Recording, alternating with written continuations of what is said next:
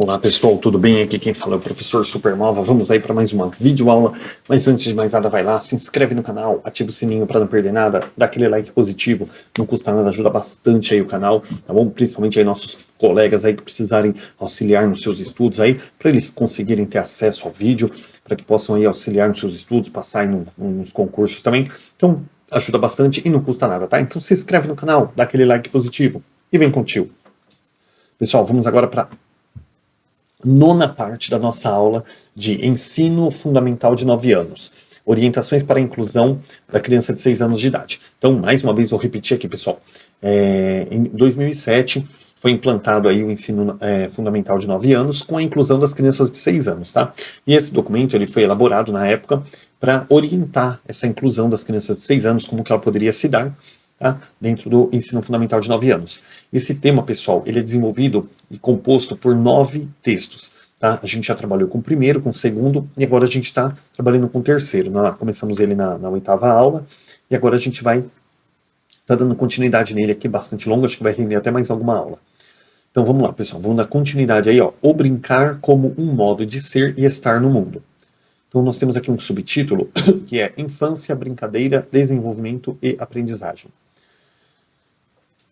Vamos lá, nossa, eu gravei bastante aula já hoje. Vamos lá, brincadeira é uma palavra estreitamente associada à infância e às crianças. Porém, ao menos nas sociedades ocidentais, ainda é considerada irrelevante ou de pouco valor do ponto de vista da educação formal, né? Assumindo frequentemente a significação de oposição ao trabalho, tanto no contexto da escola quanto no contexto familiar. Então, pessoal, a brincadeira, mesmo ela sendo estreitamente aí associada à infância, né, às crianças, ela, em algumas sociedades aí, principalmente as sociedades ocidentais, ela ainda é considerada irrelevante, é uma perda de tempo, sabe? É uma coisa inversa ao trabalho, oposta ali, né? Tipo, quando a criança está brincando, ela não está trabalhando, ela não está produzindo nada de útil, né? Então é visto dessa forma. E a gente tem visto aí nas últimas aulas, né? Aquela questão de que, gente, ó, desculpa que eu fico assim sacudindo, eu tô muito tempo fazendo aula, então chega uma hora que começa a doer o ombro aqui, mas o estudo não pode parar, por isso que vocês viram dando umas sacudidas de vez em quando, ó, preciso dar uma alongada aqui no pescoço, que senão, tá, acabou travando aqui. Mas vamos lá, pessoal. Então, assim, a brincadeira, a gente já viu nos estudos anteriores aí, que ela é de suma importância e que, na verdade, é na brincadeira que a criança mais se desenvolve. Só que tem aí sociedades aí, que eu não sei o que passa na cabeça desse povo, que eles veem aí que a infância é tipo uma perda de tempo. Perdão, a brincadeira é uma perda de tempo. Enquanto a criança está brincando, ela não está produzindo nada de eficiente, de produtivo, ela não está fazendo nada de útil, né? Ela está só jogando o tempo dela fora. E nós sabemos que não, que na verdade é na brincadeira que a criança mais se desenvolve, que a criança ela está ligada à infância, ela está ligada ao trabalho. A infância é como se fosse o trabalho infantil, né? É onde ela realmente produz ali cultura e é produzida pela cultura também a qual ela está inserida. Tanto isso, pessoal, nessas culturas aí, é visto dessa forma, tanto no contexto da escola quanto no contexto familiar, né? Os pais também acham assim que enquanto a criança ela está brincando, que ela não está fazendo nada de útil, né? Que ela está jogando ali o tempo fora. Isso tanto na escola quanto na vida familiar. Nesse aspecto, a significativa produção teórica já acumulada, afirmando a importância da brincadeira na constituição dos processos de desenvolvimento e de aprendizagem, ela não foi capaz de modificar essas ideias, pessoal, e práticas que reduzem o brincar a uma atividade à parte, né, paralela, de menor importância no contexto de formação escolar da criança. Então, assim, pessoal, essa significação, essa significativa produção, essa produção teórica aí que é muito significativa e que ela já é acumulada aí, que ela afirma, né, a importância da infância na constituição, a brincadeira na constituição da infância, dos processos de desenvolvimento, mesmo ela tendo lutado bastante aí, a gente tendo tentado provar os estudos científicos, estudos psicológicos, né, e os professores aí que são professores estudiosos comprometidos aí com o desenvolvimento, com o progresso realmente da educação, nem tudo isso, gente, foi suficiente para mudar essas ideias aí arcaicas aí já ultrapassadas de que a infância, pessoal, de que a brincadeira, pessoal, ela é uma coisa de pouca importância, que ela é um negócio assim para momentos de lazer, que ela não tem importância, uma importância pedagógica, uma importância construtiva, nem uma importância cultural aí na vida da criança. Aí a gente tem que gritar aquele bordão do sindicalista, né? A luta continua, né? A gente tem que continuar lutando aí para transformar a educação realmente de uma forma a compreender que a brincadeira, gente, é uma das melhores formas de estar trabalhando com a criança. Por outro lado, nós podemos identificar hoje um discurso generalizado em torno da importância do brincar, presente não apenas na mídia, na publicidade produzidas para a infância, como também nos programas propostas das práticas educativas institucionais. Ou seja, gente, a luta continua, estamos aí, né, tendo esse discurso generalizado aí da importância do brincar, realmente tem que reforçar, a criança, ela tem que brincar, ela não pode trabalhar, né? Enquanto a criança, quando a gente fala de trabalhar, não é assim. Você tem que ensinar o seu filho a arrumar a caminha dele, arrumar a gavetinha dele, manter o quarto organizado, né? Às vezes auxiliar o papai e a mamãe, ó, dá uma limpadinha na mesa pra gente comer na mesa limpinha. Isso aí não tem problema nenhum. Quando a gente fala de trabalhar, é quando a criança substitui a brincadeira pelo trabalho. Aí ela tá perdendo a infância dela, porque é um trabalho, por exemplo, o pai trabalha com linha de produção. Aí ele leva coisas para fabricar em casa, né? Tipo, vamos fabricar aqui. Eu já fiz muito isso quando era criança, pessoal. Interruptores, por exemplo, de abajur, né? Você vai lá, você monta lá, monta os negocinhos, parafusa e tal, e aquela linha de produção e paga bem baratinho, né? Pra gente montar aquelas coisas lá. E, e a criança, ela vai ajudando o pai a fazer aquilo ali, para quê? Para que o pai, quanto mais produza, mais ganha, né? E a criança, ela vai fazendo aquilo, ela vai produzindo aquilo ali, vai fazendo as coisas. E aquilo ali, enquanto ela está fazendo aquilo, a gente já não está fazendo nada da vida dela, porque aquilo ali não está desenvolvendo a criança em nada, ela só está ali, ó, apertando parafuso, fazendo as coisas, ela não está desenvolvendo nada, nenhum processo cognitivo, nenhum processo cultural, tá? E na brincadeira ela vai desenvolver isso muito mais fácil, tá? Então nós temos aí lutado, tem hoje essa questão de realmente reforçar esse discurso sobre a importância do brincar, tá? Que é onde a criança realmente se desenvolve. Nossas práticas, elas têm conseguido. Aqui uma pergunta. Nossas práticas têm conseguido incorporar o brincar como dimensão cultural do processo de constituição do conhecimento e da formação humana? Elas têm conseguido, assim, nossas práticas na escola? Então vamos saber, pessoal, ó, por exemplo, a nossa organização do tempo e espaço da escola, pessoal, ela tem que ser uma organização em que nós tenhamos tempo reservado para o brincar, mas não é aquele brincar assim, ó, põe a criança lá para brincar e vai fazer suas coisas. Eu vou preencher diário, vou fazer as coisas. Não, pessoal, é o brincar direcionado, né, fazendo com que a criança pense, com que a criança crie, com que ela desenvolva, né, a sua ludicidade, a sua criatividade, tá bom? Tem que ser aquela coisa direcionada, com a mediação do professor. E os espaços, pessoal? Não é só parque. Tá? Espaços no pátio, espaços na sala de aula, onde a criança possa interagir com as outras, onde ela possa realmente fazer as coisas ali com segurança, mas de forma que ela seja livre. Tá? Nós temos que trabalhar esse tipo de coisa na escola. Tá? Não simplesmente colocar as carteiras, passar a lição e fazer com que a criança vai brincar em casa. Aqui na escola é lugar de aprender. Tá? Não pode ser dessa forma. Nós temos aí que desenvolver essa prática de ensino de tempo e espaço em que a criança tenha condições aí de estar desenvolvendo a sua aprendizagem através das brincadeiras.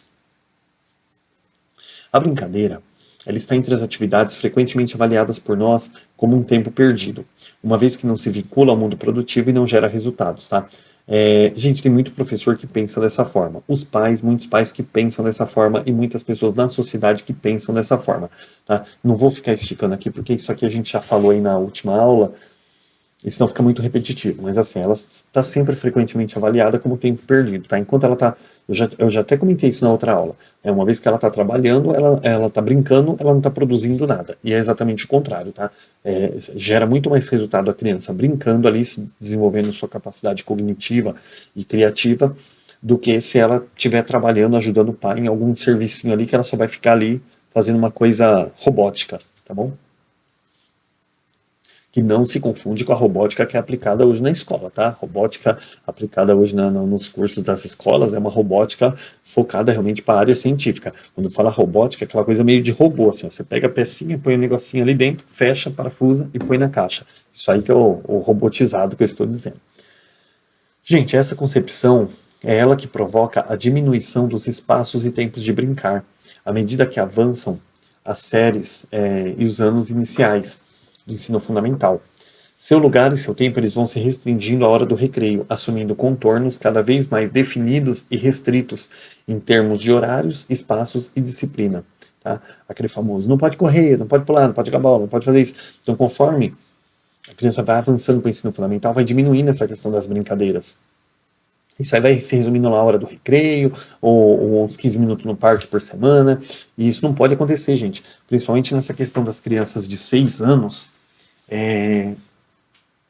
Já falei isso das aulas anteriores, não vou esticar, mas só para a gente dar um lembrete, né? Tá aqui o ensino infantil, tá aqui o ensino fundamental, tem um degrau entre eles. E essa questão do ensino de 9 anos, o que fez? Ó, deu aquela esticada. Então permitiu que você fizesse uma rampa imaginária, né? Em que a passagem do ensino infantil para o fundamental, a criança de 6 anos do infantil indo para o fundamental, ela não sinta essa mudança brusca, né? Ela sinta realmente uma coisa macia, ali onde ela consiga passar de uma parte para outra sem sentir muito. E dessa forma, o que a gente tem que fazer? Trabalhar através da ludicidade, da imaginação, da criatividade, através do brincar, tá bom? Sua função fica reduzida, a função do brincar, fica reduzida a proporcionar o relaxamento e a reposição de energias para o trabalho. Esse sim, sério e importante. Só que uma coisa a gente tem que considerar, a brincadeira, pessoal, ela também é séria. E no trabalho, muitas vezes nós brincamos e na brincadeira também trabalhamos. Eu nem vou esticar essa conversa aqui porque já expliquei bastante ali atrás, tá bom? Muitas vezes na brincadeira nós trabalhamos muito mais, porque nós desenvolvemos muito mais do que se nós estivéssemos sentados aí realizando inclusive uma tarefa, uma lição escrita ali onde a criança não tem compreensão nenhuma. Ela compreende muito mais do mundo, da aprendizagem, daquela temática que está sendo passada se ela fizer aquilo de uma forma lúdica. Os estudos da psicologia, baseados em uma visão histórica e social dos processos de desenvolvimento infantil, eles apontam que o brincar é um importante processo psicológico, fonte de desenvolvimento e aprendizagem. Então, assim, pessoal, eu vou só continuar aqui, que está dentro do texto, depois eu explico. De acordo com Vygotsky, né, um dos principais representantes dessa visão, o brincar é uma atividade humana criadora, na qual a imaginação, fantasia e realidade, elas interagem na produção das novas possibilidades de interpretação, de expressão e de ação pelas crianças, assim como de novas formas de construir relações sociais com outros sujeitos, crianças e adultos. Então, assim, pessoal, perdão, os estudos da psicologia, pessoal, baseados aí numa visão histórica e social dos processos de desenvolvimento infantil, né, eles apontam ali que o brincar ele é um importante processo psicológico, ou seja, uma fonte de desenvolvimento da criança. O Vygotsky, que foi um dos principais representantes desse tipo de visão. Tá? A questão psicológica reconhece esse brincar. Tá? Então, olha, gente, desculpa uma palavra feia aqui, somente os tolos, né, para não falar idiotas, somente os tolos, aí, os ignorantes, que não conseguem enxergar a importância do brincar e que vão insistir aí que um giz na lousa e um lápis no caderno é a única forma da criança aprender. Tá? Perdão da expressão, mas realmente é uma questão das pessoas hoje reavaliarem a sua metodologia de ensino e perceberem o que as crianças delas aprendem e o que a criança de um professor que procura trabalhar através de novas formas, de novas metodologias de ensino, o que cada um está ensinando. Tem um filme que eu tenho ele aqui, eu já indiquei ele em várias aulas, que chama Escola da Vida. É com aquele ator Ryan Reynolds. Para quem não conhece o Ryan Reynolds, é um ator que fez o Deadpool, que fez o Lanterna Verde, né, fez diversos filmes aí.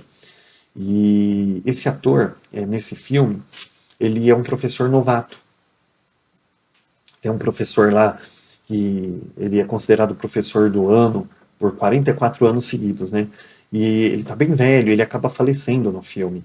E o filho dele, desse velho, ele também é professor na mesma escola, só que ele é um cara completamente diferente do pai, porque o pai era aquele professor molecão que gostava e brincava com os alunos, todo mundo amava ele. E o filho, ele já é um cara mais metódico, aqui assim, mais tradicional, né? E todo sério, e as crianças, os adolescentes não gostam dele, a gente perdoa, tem uma coceirinha no nariz aqui. Não gostam do filho. E quando aquele velho, aquele professor mais velho, ele morre, aparece um professor para assumir o lugar dele.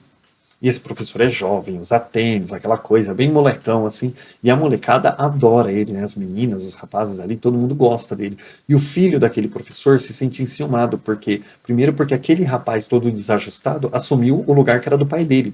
Segundo, por quê? Porque, segundo ele, aquele rapaz não cumpre ali os parâmetros para ser um professor da escola, porque ele é muito molecão, muito cheio de gíria, aquela coisa assim. Só que aquele garoto, aquele rapaz, ele assume a escola de uma forma imediata, né? Ele contagia os professores, o diretor, os alunos, e aquele professor começa a se sentir ameaçado, porque ele acha que está errada a metodologia daquele rapaz. Só que ele não percebe, ele está tão cego de ciúme do rapaz, que ele não percebe que aquele rapaz é exatamente igual ao pai dele. E, gente, a história passa ali, é uma coisa muito legal, muito bacana. E uma hora, já vou dar um spoiler aqui do filme, tem um momento em que a turma daquele professor jovem, todo mundo tira 10. E aí aquele professor fica com raiva, meu. Ele fala, meu, tem coisa errada aí. Aí ele pega, quando ele olha assim, ele fala, aí, ó, diretor, por isso que os alunos gostam dele, ele deu 10 para todo mundo. Tenho certeza que ele tá dando as respostas pro pessoal e tal. E aí o diretor mostra que aquele rapaz, ele recebeu, inclusive, um prêmio da diretoria de ensino, porque foi a única vez na história lá da educação em que teve testes padronizados, que era um teste, como se fosse uma prova Brasil, sabe, aquelas coisas assim que vem de fora, Saresp, no caso do estado aqui de São Paulo, né, era uma prova de fora. E os alunos todos tiraram 10, então não era uma prova elaborada por aquele professor. E aí o professor carrancudo lá ficou assim sem graça, porque falou, como assim, os testes padronizados, não tem como colar nesses testes? O diretor falou, exatamente.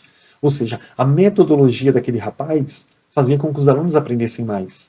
Né? Ele sentava todo mundo em círculo, fazia aquelas coisas, era muito legal. E aquele outro professor, as cadeiras todas viradas para frente, aquela coisa assim, a metodologia dele não estava funcionando tão bem.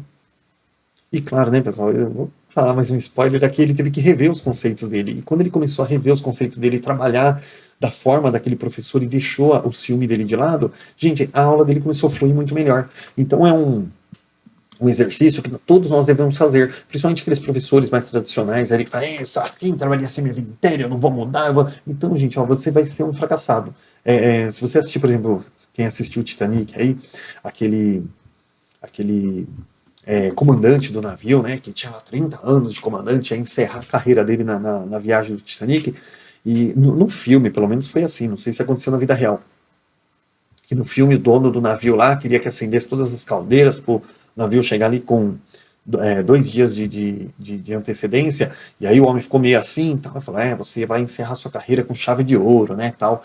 E aí o comandante lá foi lá, né, tipo, a vaidade tomou o coração dele, o que ele fez? Mandou acender as caldeiras e falou, bota esse negócio para correr. Quando deu de frente com o iceberg, não teve tempo de desviar, bateu e afundou e matou um monte de gente lá. Ou seja, 30 anos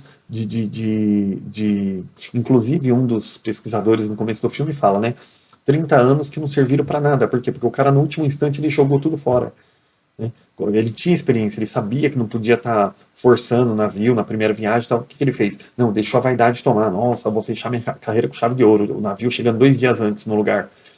Então ele quis deixar a vaidade tomar e acabou jogando fora 30 anos de experiência. E da mesma forma, pessoal, tem muitos professores aí que estão lá 20, 30 anos na educação e batendo pé, batendo pé, batendo pé. E se você insistir em terminar a sua carreira dessa forma, você vai ter jogado fora 30 anos da sua vida, achando que fez alguma coisa de bom para o mundo, mas na verdade você poderia ter feito mais. Né? Vou dar só mais um exemplo aqui, né? Os barbeiros antigamente, né? Por que eles acabaram, né? Porque começou a surgir aqueles cortes novos, aquelas coisas assim, aqueles looks joviais e tal, e eles achavam que aquilo era frescura. O negócio deles era botar a bacia na cabeça e cortar aquele corte de coco, ou então passar a maquininha. E eles não tinham essa coisa assim. E aí os cabeleireiros começaram a tomar conta, né? Fazer cursos, e aqueles cortes penteados, luzes, aquela coisa. Os barbeiros acabaram. Aí você fala, mas hoje tem barbearia. Não, as barbearias de hoje não se comparam, tá? Barbearia hoje não se compara com aquelas barbearias de antigamente. Barbearia de antigamente realmente era uma coisa mais. Só que eles não se especializaram. A mesma coisa, eu cheguei a trabalhar numa loja de tinta enquanto era garoto, foi bem na época que estava surgindo as texturas. E os pintores antigos, ele estava acostumado a pegar aquele látex PVA lá, né? Joga um pouquinho d'água para misturar e passa na parede. E aí começou a surgir a tinta acrílica, que é uma tinta que tem que ser bem mexida, porque senão você só passa a resina na parede. Então o pessoal, o que ele pegava? Pegava aquela tinta, dava 2 mexidinhas, passava e deixava a polpa da tinta na lata e passava só a resina. E aí dizia que a tinta não prestava.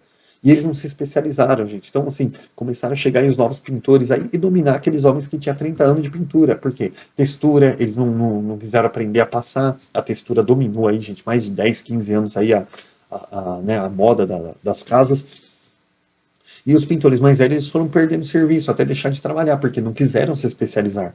Assim é o professor tradicional que ele insiste em manter aquela posição dele, ao invés de procurar aprender com o novo. Tá? Então, assim, a gente tem que realmente reconhecer, esse novo ensino de 9 anos não tem como você catar uma criança no primeiro ano e dar uma porrada nela lá com giz na lousa. Tá? Você tem que realmente trabalhar a parte da ludicidade, a parte prática e a parte da brincadeira para você começar a alfabetizar essa criança. Aquela coisa lá de caminho suave, deixa eu ver onde é que tá aqui. Eu sempre gosto de mostrar para todo mundo essa cartilha horrível aqui, ó, que eu estudei nela a vida toda. Muitos aí mais velhos, ó, estudaram nessa cartilha aqui, ó, chamada Caminho Suave, cartilha mais insana, mais doentia. Era uma coisa mecanizada que não tinha ligação com nada, né? A criança não entendia nada ali. Então, pessoal, tem que realmente rever esses conceitos, tá? Que o ensino de 9 anos não adianta se pegar giz lá e botar na lousa e querer que a criança escreva, uma criança de 6 anos que não vai sair a alfabetização. Vamos lá para a gente poder concluir aqui. Opa, deixa eu ver aqui se eu não pulei nada. Isso mesmo. A imaginação constitutiva do brincar e do processo de humanização dos homens é um importante processo psicológico, iniciado na infância, que permite aos sujeitos se desprenderem das restrições impostas pelo contexto imediato e transformá-lo. Então, quando a gente fala da imaginação constitutiva do brincar, né? Ela é um importante processo psicológico, né? Que ele é iniciado na infância. E se você permitir levar isso até a idade adulta, ela permite ao sujeito, tanto a criança quanto o adulto, se desprender das restrições impostas pelo contexto imediato e transformá-lo. O que isso quer dizer, pessoal? Tem um filme aí chamado... Eu sempre gosto de fazer indicação de filme, pessoal, porque é uma forma real, legal, assim, bem prática e prazerosa de você se apropriar do saber. Um filme chamado Os Estagiários, com Owen Wilson e o Vince Vaughn. Mais conhecido aí como filme do Google, né? Porque ele conta mais ou menos ali, não a história real do Google, mas ele se passa dentro da empresa Google, né? Fala ali dois homens ali que eles foram, o mercado de trabalho foi desprendendo, eles ficaram desempregados e eles quiseram entrar como estagiários do Google. E era só molecada lá, e eles eram dois caras de meia idade, tiveram ali que se adaptar para poder fazer o estágio do Google. E ali eles perceberam ali que, meu, lá tinha mesa de jogos, tinha sala de jogos, tinha aquela coisa. Inclusive a Microsoft tem isso também, né, pessoal? Mesa de sinuca, de bilhar, de ping-pong, jogos eletrônicos ali, porque a pessoa tá cansada, a pessoa. Ah, aliás, tem sala de descanso lá na empresa do Google, né? Então, se a pessoa tá cansada, o que ela faz? Ela. Ela pega, ela vai lá numa sala de jogos, lá, quem tiver ali, fala assim, oh, vamos jogar aqui uma partida de ping-pong, de aquele aero hockey, né? Aquelas mesinhas gostosas lá que tem o arzinho, você fica jogando aquela coisinha. E então tem vários jogos ali interativos, tal. Oh, vamos jogar uma partida aqui, vamos lá, tal, tal. Enquanto o cara tá jogando, tá brincando, ele tá matutando sobre aquela ideia que ele tem que resolver, que ele esquentou a cabeça no escritório. Logo ele termina a partida, ele vai lá, opa, valeu aí, tal, entra lá. Quando ele volta pro escritório dele, pô, surgiu uma ideia enquanto ele jogava ali um ping-pong, um aero hockey, um bilhar. Então, enquanto ele está ali jogando, ele não está jogando ali simplesmente preocupado em ganhar aquilo ali. Ele está jogando aquilo ali pensando no qual a ideia que ele vai surgir para ele fazer aquilo, tal, desenvolver. E através daquela brincadeira, a pessoa ele consegue ter uma visão. Então, assim, aquele filme é muito legal, porque ele mostra esse tipo de coisa. Quanto que é ludicidade, gente. Aí você fala assim, mas uma empresa dessa iria à falência. Bom, o Google é o maior site de pesquisas hoje. O Google não é só um site de pesquisas, né? Ele tem toda aquela questão de satélite. Você pega hoje, às vezes, uma rua, você quer saber onde é que fica uma loja, alguma coisa assim. Gente, o Google tá lá, ele mostra tudo para você. Aquele Google Street View, né? Que mostra lá até a sua casa, né? Mostra, você tá lá, de repente você entra no Google lá, coloca lá o nome da sua rua, tá lá a sua casa, às vezes tá até você lá na porta da sua casa, né? Não ao vivo, mas tem lá, né? Porque ele passa. Então, ele tem um controle hoje sobre a mídia muito grande, uma contribuição muito grande hoje com a humanidade. E é uma empresa que o quê? Que ela reconhece que se a pessoa está dentro do escritório e ela esquenta a cabeça, não vai sair mais nada. Então, sai, vai lá para a sala do descanso, tira um cochilo lá de 20 minutos, volta, né? Você já volta com a cabeça fresca. Ou então vai lá, toma um suco na lanchonete, é de graça. Toma lá um suco, vai para a sala de jogos, joga uma partida de alguma coisa, volta com a cabeça fresca, aí você senta e a coisa acontece. Tá? Então a imaginação, gente, ela é muito importante. Outra coisa aqui, depois eu vou mencionar essa questão do Google de novo, depois desse parágrafo. Vygotsky, pessoal, ele defende que nesse novo plano de pensamento, ação, expressão e comunicação, novos significados são elaborados, novos papéis sociais e ações sobre o mundo são desenhados, e novas regras de relações entre objetos e sujeitos e desses entre si, elas são instituídas. Mais uma vez, pessoal, isso aqui, a gente já vou dar o mesmo exemplo lá do Google, da Microsoft, de grandes empresas aí de tecnologias, principalmente se pega uma empresa como o Google, que realmente trabalha com a fantasia, com a imaginação, porque se você não trabalhar com a imaginação, como você criaria uma biblioteca virtual? Ah, a biblioteca virtual é a Wikipédia? Mais ou menos. O Google é uma biblioteca virtual, porque tudo que você precisa, você vai lá no Google e digita lá e aparece aquilo que você estava precisando na hora. E não é uma biblioteca, é um lugar onde o que você precisa, você digita e ele te dá as informações, e várias informações, uma vastidão de informações. É, e tantos outros benefícios aí que o Google vem trabalhando para nós, né? Tanto que hoje o domínio de e-mail mais importante do mundo é o Gmail, que é do Google, né? É um dos mais importantes do mundo hoje é o Gmail. E assim, é uma ferramenta fantástica. E você acha que essa ferramenta surgiu como? O cara sentou, catou um lápis e falou assim, eu vou fazer o Google? Não, foi um projeto aí de universitários, e universitários que deram voz à imaginação, né? Eles deram espaço para a imaginação. Se eles não usassem a imaginação, você acha que se eles sentassem, pegassem um caderno e ele falasse, ó, vou inventar um site aqui de pesquisa, assim? Não, foi através da imaginação. Eles não sabiam que eles iam inventar alguma coisa. Então, através da imaginação é que você realmente consegue criar coisas ali e transformar o mundo, tá bom? É importante ressaltar que a brincadeira ela não é algo já dado na vida do ser humano, né? Ou seja, ela aprende-se, a criança se aprende a brincar, né? Desde cedo nas relações em que os sujeitos estabelecem com os outros e com a cultura, tá bom? Então a gente vai aprendendo a brincar desde cedo a partir das relações, né? Que a gente vai tendo aí com outros objetos ou com outras pessoas também, ou até mesmo com a nossa cultura.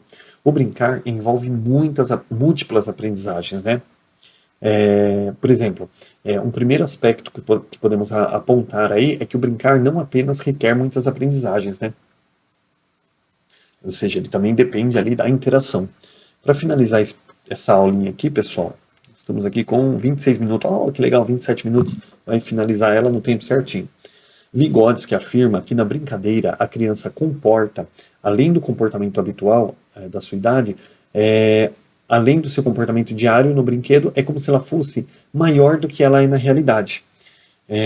Isso porque a brincadeira, na sua visão, ela cria uma zona de desenvolvimento proximal, permitindo que as ações da criança ultrapassem o desenvolvimento já alcançado, ou seja, o desenvolvimento real, impulsionando-a a conquistar novas possibilidades de compreensão e de ações sobre o mundo. Gente, o que isso quer dizer? A zona de desenvolvimento proximal, a boca já não está nem funcionando, tanta aula que eu já fiz. A zona de desenvolvimento proximal é o seguinte, pessoal. Eu tenho aqui o que a criança já sabe, e tem aqui uma coisa que ela pode até aprender, mas que ela não sabe ainda.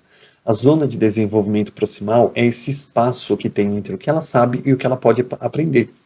Então, quando a criança está brincando, tal, ela cria essa zona de desenvolvimento proximal. Por quê? Porque ela não sabe ainda para que serve um objeto, mas ela imagina como ele é. E ela dá um significado próprio para ele até ela descobrir qual é o significado real daquele objeto. E essa imaginação da criança é uma zona de desenvolvimento proximal, é uma ponte que liga ela ao que ela sabe até aquilo que ela não sabe. E por ela não saber, por exemplo, o real objetivo, a razão daquele objeto, ela cria um significado para ele, tá? Então isso impulsiona a criança a conquistar novas possibilidades ali de compreensão e de ação sobre o mundo, porque quando ela não conhece alguma coisa, ela não se limita a dizer assim, eu não sei para que serve. Não, se eu não sei para que serve isso, eu vou inventar. Ah, já sei, isso aqui, ó, na minha concepção serve para tal coisa. E até ela aprender o real significado daquilo ali, ela deu um significado próprio, tá? E isso aí vai impulsionar ela para conquistar aí novas possibilidades de compreensão, tá bom, pessoal? Nós vamos continuar agora na próxima aula esse mesmo teminha, porque ele realmente é grande, tá? Que é infância, brincadeira, desenvolvimento e aprendizagem. Ainda esse tema nós vamos dar continuidade nele, que ele é bastante grande aí, tá bom? E por enquanto a gente vai ficando por aqui. Bons estudos aí, até a próxima aula. Não esqueçam aí da próxima aula, tá? Acho que vai ser a aula 10. A próxima aula, aula 10, vamos dar continuidade aí no tema, tá bom? Um abraço e até a próxima aula.